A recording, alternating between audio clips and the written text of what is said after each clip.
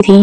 अब back to back story में हम देखते हैं छोटी एसन अपनी माँ को ढूंढते हुए एक चोटी पर आकर खड़ी हो जाती है और चिल्लाकर कहती है, माँ बाहर निकलिए, सब वापस आ गए हैं, आप हमेशा आखिर क्यों रह जाती हो।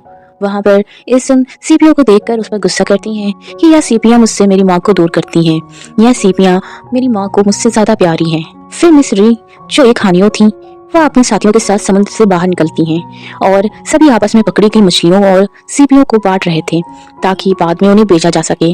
उन गोताखोरों में से एक बहुत ही अच्छी दोस्त थी। सुख दुख में वह हमेशा एक दूसरे के साथ देते थे।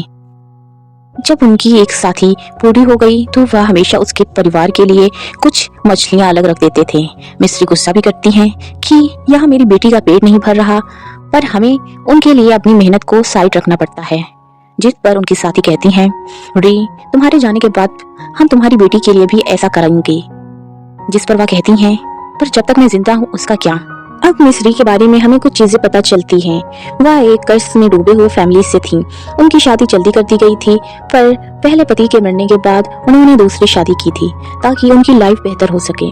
पर उनका नसीब तो देखो, पहले पति अच्छे थे तो बीमारी से मर गए और दूसरा फिजिकली फिट है तो आलसी और कामचोर है और उसका खर्चा भी मिस्री को ही उठाना पड़ता है। इस दौरान हम गौशिक को देखते हैं।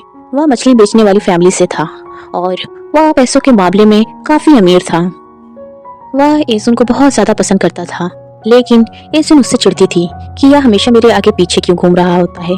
घर पर एसुन अपनी माँ को बताती है कि उसने पोयम में सेकंड पोजीशन हासिल की है। तो मिस्री कहती हैं, पोयम लिखने से कुछ नहीं होता, जाओ जाके पढ़ो लिखो और अच्छी नौकरी पाओ, सफलता हासिल करो।